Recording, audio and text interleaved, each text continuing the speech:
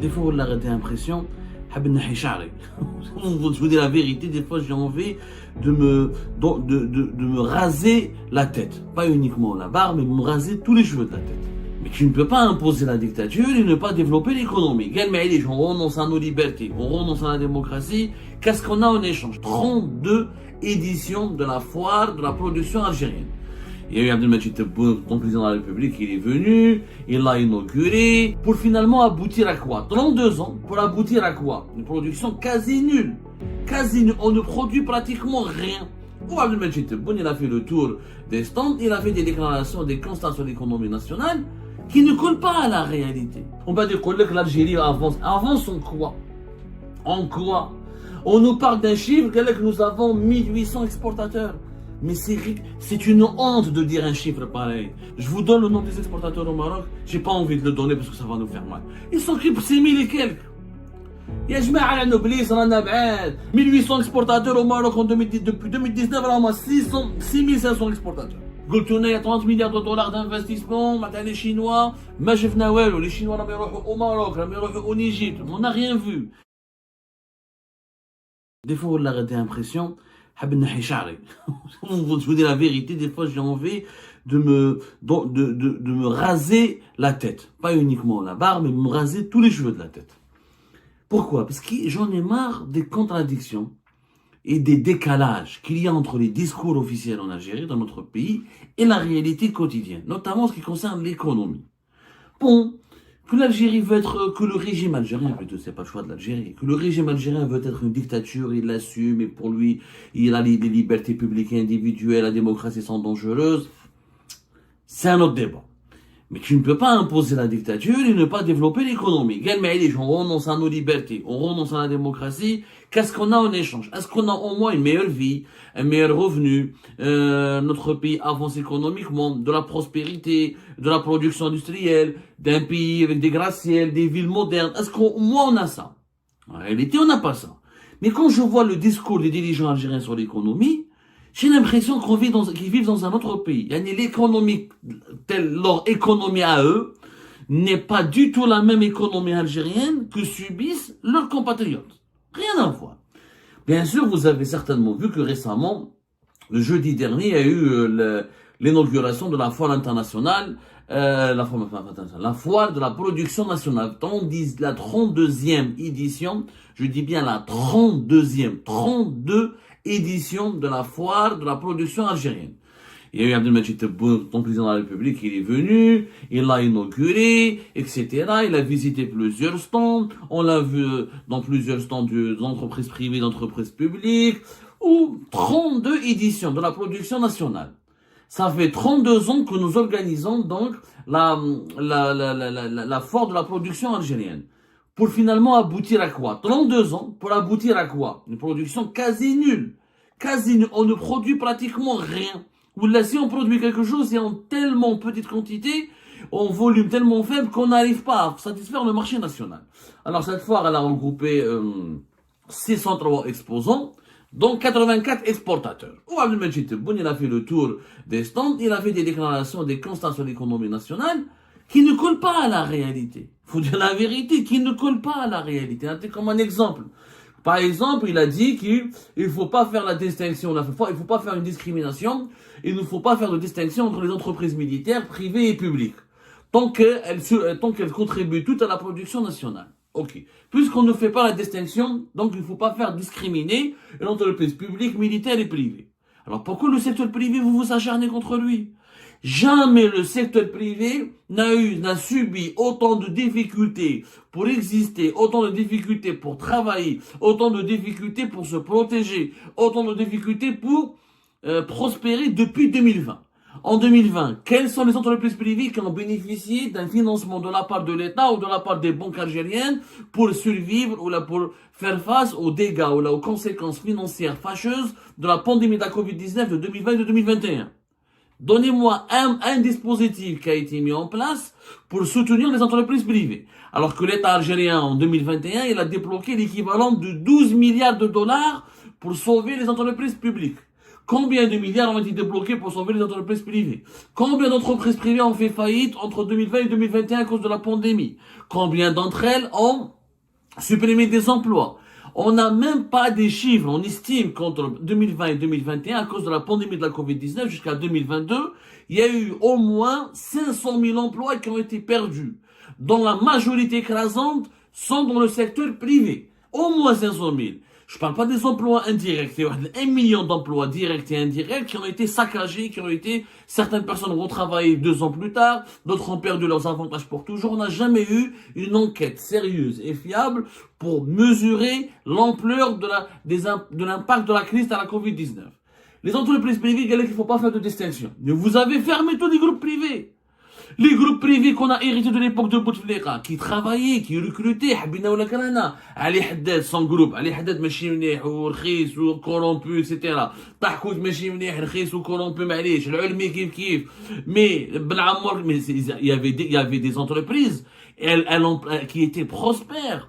Elles fabriquaient, que ce soit dans l'agroalimentaire, dans le montage des véhicules, dans l'électroménager, dans l'industrie, dans le BTP. Elles employaient des milliers d'Algériennes et d'Algériens. On n'a jamais fait le bilan de la fermeture de ces entreprises privées, qui ont été sabotées, placées sous administration judiciaire, qui ont disparu petit à petit, et qui ont fondu, mais bravé en moelle.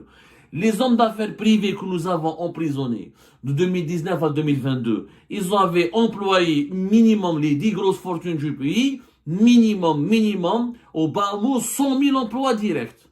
Au bas mot, 100 000, chaque groupe privé, Haddad, Tahgoud, etc. La moyenne des employés, c'était entre 2000 jusqu'à 5000. Entre 2000 jusqu'à 5000. Je parle pas des emplois indirects, les sous-traitants, les petites entreprises qui travaillent avec les groupes privés. On les a tous cassés. On a arrêté le montage des véhicules pendant de 2019 jusqu'à 2023. Il n'y a plus de véhicules aujourd'hui. Au moins à leur époque, il y avait des voitures. Il y avait des voitures. Donc ne me dites pas que vous ne faites pas la discrimination entre le secteur privé, les entreprises militaires et les secteurs publics. Vous avez tout donné à l'armée. Vous avez tout donné au public. Et on n'a rien obtenu. Le privé n'a rien obtenu, Mskin. Des enquêtes pour la corruption. Combien d'entreprises privées?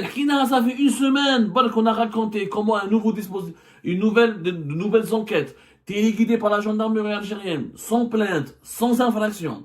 Des entrepreneurs, des chefs d'entreprise du secteur privé sont convoqués, questionnés pendant 2-3 heures, leur patrimoine privé, ausculté, leurs opérations financières, auscultées, examinées, et on leur demande de ne pas quitter le pays avant d'appeler les gendarmes.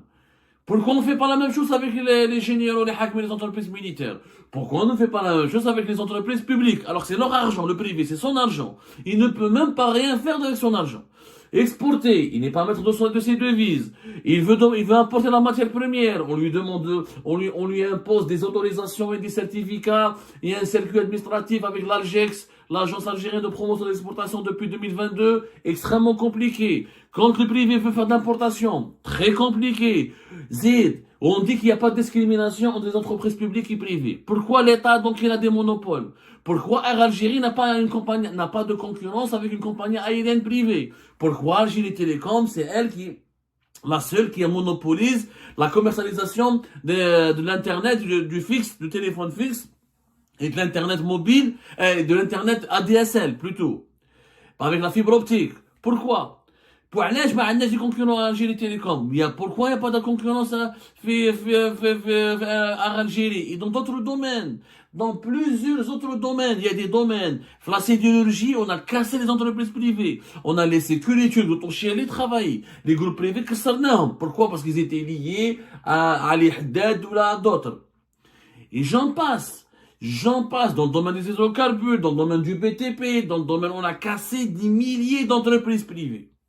Le privé n'a jamais subi autant de persécutions, de dégâts que depuis 2020. Rappelez-vous, le comité de redressement fiscal, le comité de suivi de surveillance des opérations d'importation de mai 2023 jusqu'à septembre 2023, où les importateurs, les entreprises privées, qui ne sont même pas importateurs, c'est des producteurs, mais elles ont importé de la matière première, on les a convoqués devant une commission interministérielle, en présence de douaniers armés jusqu'aux dents, sous la menace, sous l'intimidation. On leur a, sans aucune possibilité de se défendre, ni un procès contradictoire, ni respecter la présomption d'innocence, on leur a demandé de payer des amendes de plusieurs millions d'euros. Heureusement, les entrepreneurs Hadro, ça a été supprimé en septembre 2023. Rebelote, depuis novembre-décembre 2024, ils ont demandé à la gendarmerie algérienne de relancer des enquêtes sur les patrons privés et les riches algériens qui sont privés. Donc ne me dites pas qu'il n'y a pas une discrimination, ça ne colle pas à la réalité, le secteur privé souffre. Allez voir les groupes privés qui existent aujourd'hui, quel est leur chiffre d'affaires. La majorité, 80%, des entreprises privées qui existaient à l'époque de Bouteflika, qui existent à l'époque d'aujourd'hui, qui continuent d'exister aujourd'hui, allez voir comment leur chiffre d'affaires a chuté depuis 2019. Allez voir comment ils gagnaient plus d'argent avant 2019 et quel est leur chiffre d'affaires aujourd'hui. Allez voir le groupe Condor, par exemple. Le groupe Condor, il nous compare, il sort ses résultats financiers, t'as 2023-2022, et ses résultats financiers, t'as 2018-2019 ou la 2017. Vous allez voir la chute. Les entreprises privées prospéraient bien avant. Donc l'économie, elle est verrouillée, elle est fermée. Le privé, il est traqué, surveillé, placé sous contrôle judiciaire, harcelé par le fisc, harcelé par les autorités, soupçonné pour ses relations. Il est placé sous enquête régulièrement. Le public, et pourtant, c'est le privé qui emploie le plus. On a toujours dit 64% des emplois en Algérie, c'est le secteur privé. Où je donne pour le privé? Ou alors, je m'en des banques privées. Ou alors, je n'ai pas de banque privée. Ou alors, je m'en une compagnie aérienne privée. Ou alors, je m'en plusieurs compagnies aériennes privées. Alors que ce sont des marchés vierges, des marchés où il y a une immense demande. Mais le privé n'arrive pas à pénétrer. Ou alors le public, on lui donne beaucoup de financement. Officiellement, on donne des crédits pour le privé. Mais pour qui? Pour le privé qui est proche du pouvoir. جماعة كمال مولا. جماعة كمال مولا داو لي كريدي. وراهم leur projet. ما سمعناش بهم. روحوا شوفوا الحكاية اللي خرجناهم. Plusieurs entrepreneurs, plusieurs chefs d'entreprise privés, ils ont été sabotés, ils ont été rackettés, ils ont été assassinés, je dis bien assassinés, parce qu'ils avaient des conflits ou des problèmes directs avec certains responsables du régime actuel.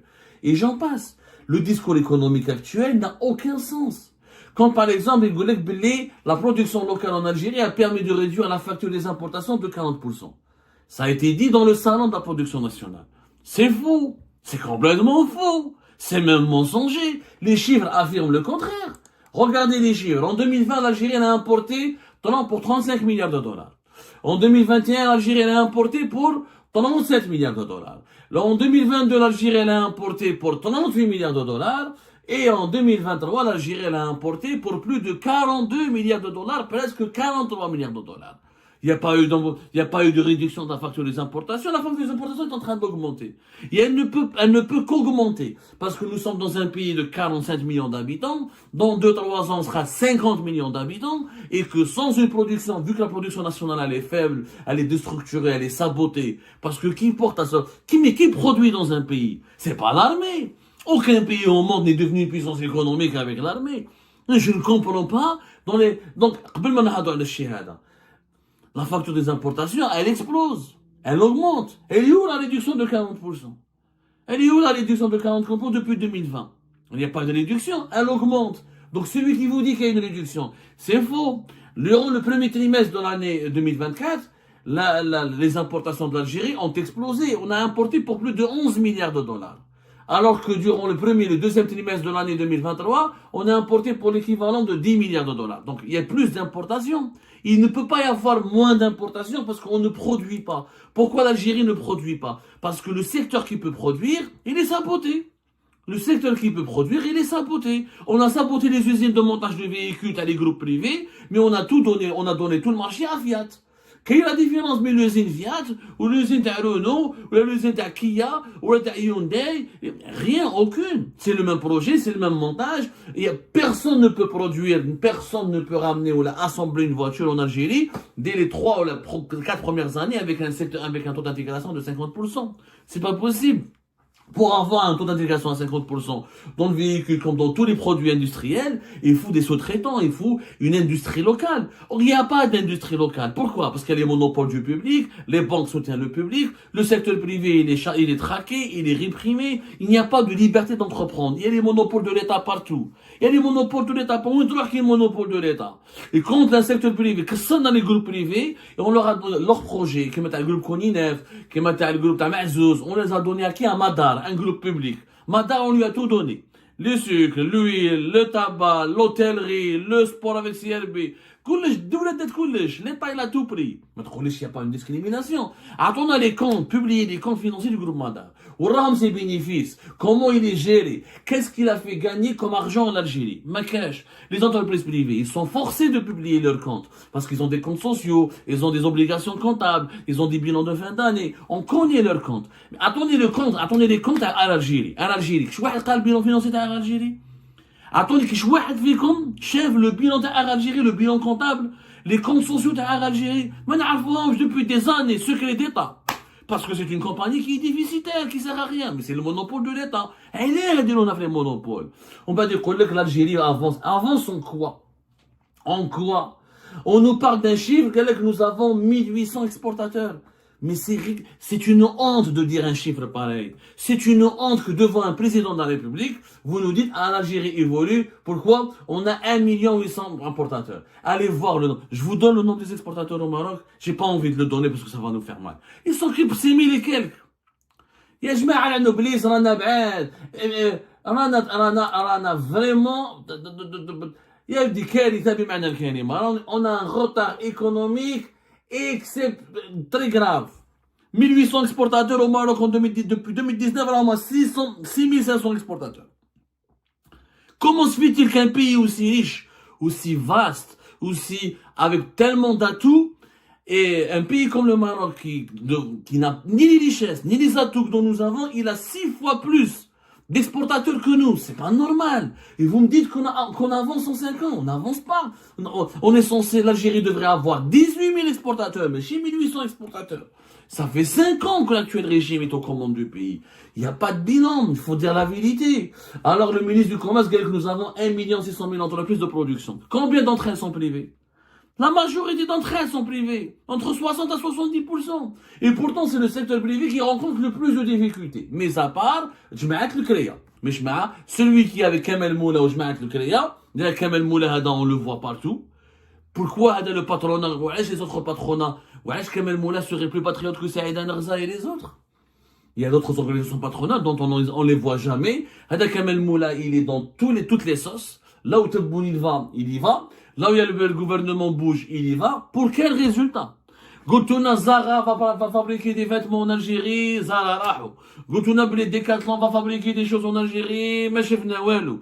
Goutuna, il y a 30 milliards de dollars d'investissement, maintenant les Chinois, Machefna Welou. Les Chinois, là, ils au Maroc, là, ils en Égypte. On n'a rien vu. On ne développe pas l'économie d'un pays avec les mensonges. Et pas avec les salons. Ouais, de les startups, 20 000 startups. Où les startups?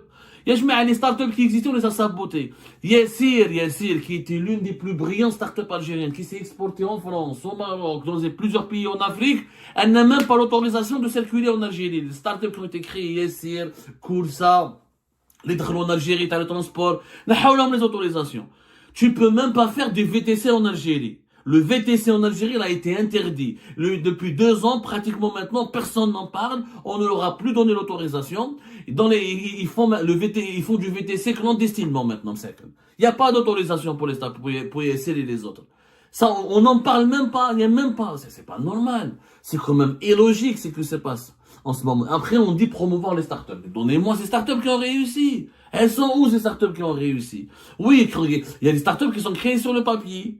Oui, on est en train de créer du papier en Algérie. On n'est pas en train de faire de l'économie. L'économie, c'est pas un salon, des stands et des déclarations dans les médias. L'économie, c'est de la production. C'est du chiffre. C'est de la performance. C'est de la croissance. C'est du concret. Maintenant, je concret. Parce que le discours économique, il est totalement en contradiction avec la réalité économique du pays.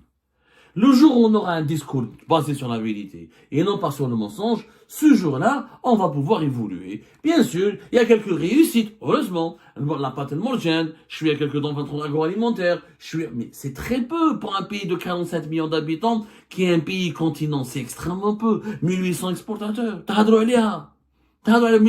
Des pays en Afrique, ils ont beaucoup plus, qui ont même pas 1% de nos moyens, ont beaucoup plus d'exportateurs que nous. Soyons sérieux. On veut développer le pays, il faut se mettre au travail. Il faut une stratégie sérieuse. Il faut arrêter de répéter des mensonges et des conneries, parce que ce n'est pas comme ça qu'on va développer l'Algérie. Et ben voilà mes amis, c'était ça. Je vous remercie comme d'habitude pour avoir suivi cette vidéo et toutes nos vidéos. N'oubliez pas de laisser vos commentaires, vos réactions à propos de ce sujet et de vous abonner à la chaîne si vous n'êtes pas encore abonné. Donc voilà, je vous remercie aussi pour vos commentaires et vos discussions, surtout dans la section des commentaires.